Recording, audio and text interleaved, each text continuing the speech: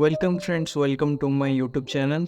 दोस्तों, इस दुनिया में आदमी फॉरएवर में अपने ड्रीम्स के लिए ज्वाइन करता है और कुछ उसके सपने होते हैं जो वो सोचता है कि ड्रीम्स में वो सपने कंप्लीट हो सकते हैं और उसी सपने को देखते हुए वो उसी को कंप्लीट करता है या फिर हम बोल सकते हैं कि असिस्टेंट सुपरवाइज़र को क्लियर करता है। इस वीडियो में हम आपको वो गाइडेंस देंगे जिससे कि आप असिस्टेंट सुपरवाइज़र को क्लियर करके सुपरवाइज़र पे जा सकते हैं। दोस्तों, अगर आप डेडिकेटेड से काम कर रहे हैं या फिर आप असिस्टेंट सुपरवाइज़र लेवल को क्वालिफाई कर चुके हैं और सुपरवाइज़र में जाना चाहते हैं, तो इसके लिए आपको क्या करना पड़ेगा।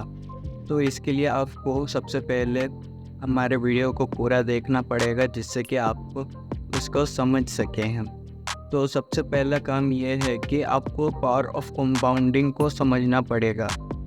अगर आप कंपाउंडिंग के पावर को समझ लेते हैं तो आप बहुत जल्दी सफलता के पास जा सकते हैं। कंपाउंडिंग को समझने के लिए हम एक एग्जाम्पल को लेके समझते हैं। तो चलिए आगे बढ़ते हैं हमारे वीडियो पे।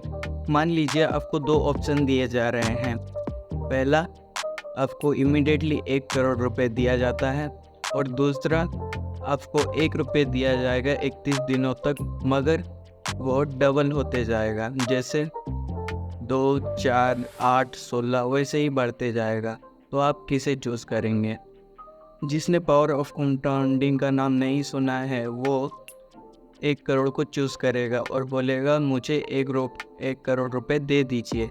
लेकिन जिसने उसको जाना है वो 1 रुपये ही लेगा, क्योंकि वही 1 रुपये 31 दिनों के बाद 107 करोड़ में हो जाता है। तो ये होता है पावर ऑफ कंपाउंडिंग। जब आप फॉरएवर लिविंग प्रोडक्ट्स ज्वाइन करते हैं फिर आप छोड़ देते हैं, तो यही सोच के आप छोड़ देते हैं कि इसमें आपके सपने पूरे नहीं होंगे। ये तो छोटा मोटा बिजनेस है, इससे जो 30-35 हज़ार से स्टार्ट होता है, इसमें मेरे क्या सपने पूरे होंगे, यही सपना देख के आप छोड़ देते हैं। लेकिन दोस्तों, ये बिजनेस बहुत पावरफुल है क्योंकि ये पावर ऑफ कंपाउंडिंग से चलता है और ये पावर ऑफ कंपाउंडिंग को जो समझ लेते हैं वो बहुत बड़ा गेम खेल जाते हैं। जब आप फॉरएवर लिविंग प्रोडक्ट्स को ज्वाइन करते हैं, अगर आपने 5 लोगों को एसोसिएट कर दिया और वही 5 लोग ने आपके टीम ने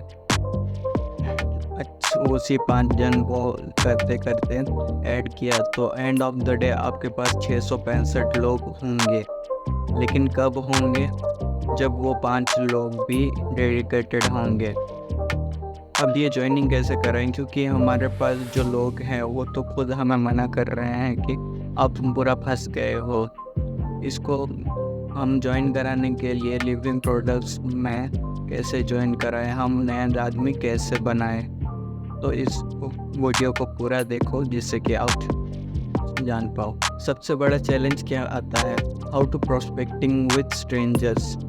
हम स्ट्रेंजर्स के साथ बिजनेस कैसे करें? अगर हम स्ट्रेंजर्स के साथ बिजनेस नहीं करेंगे तो हमारा बिजनेस बहुत स्लो चलेगा और हम जल्दी नहीं बढ़ पाएंगे। जितने भी लोग सफल हुए हैं उनका 90 से 95% लोग स्ट्रेंजर्स होते हैं जो उन्हें नेटवर्क मार्केटिंग से पहले कभी भी नहीं जानते थे। अब क्वेश्चन ये आता है कि उनके साथ हम अपना बिजनेस कैसे डिस्कस करें। अगर दोस्तों आप नेटवर्क मार्केटिंग में काम कर रहे हैं और आप इस चीज़ पे ध्यान नहीं दे रहे हैं तो आप बहुत बड़ी गलती कर रहे हैं दोस्तों, क्योंकि हमें ड्रेसअप पे ध्यान ज़रूर देना चाहिए। अगर आप ड्रेसअप पे ध्यान दोगे तो 50% लोग आपके ड्रेसअप को ही देख के ज्वाइन ज़रूर करेंगे। इसको हम एक एग्जाम्पल के माध्यम से समझते हैं दोस्तों। जैसे आप जा रहे हैं एक डॉक्टर के पास, वहाँ पे एक रूम में एक डॉक्टर है और एक चपरासी है, पर चपरासी ने अपना ड्रेस कोड को ध्यान देते हुए अपना यूनिफॉर्म पहना हुआ है और जो बड़ा डॉक्टर है वो नॉर्मली कपड़ा पहना हुआ है। तो आप किस पे ध्यान देंगे? आप चपरासी से ट्रीटमेंट करवाएंगे। क्यों? क्योंकि उसने अपना ड्रेसअप पहना हुआ है, लेकिन डॉक्टर ने ड्रेसअप नहीं पहना हुआ है। तो हमारा ड्रेसअप बहुत ही काम आता है हमारे बिजनेस वरिये में भी। How to prospecting with strangers, ये बहुत बड़ा पॉइंट है बिजनेस के लिए। अगर हम इस चीज़ में ध्यान नहीं देते हैं तो बहुत सारे स्ट्रेंजर्स बिजनेस नहीं करते हैं और चले जाते हैं। आप दिन रात मेहनत तो ज़रूर करते हैं, आप जिसे देखते हैं उसे अपने बिजनेस के बारे में तो बताते हैं, बट वो काम नहीं आता।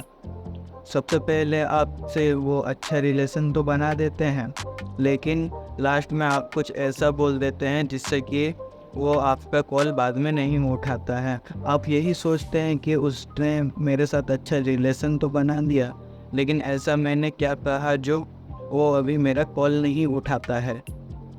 उसमें भी हम बात करेंगे दोस्तों स्ट्रेंजर्स के प्रोस्पेक्टिंग के बारे में, हम एक अच्छे एग्जाम्पल में समझते हैं। तो चलिए शुरू करते हैं।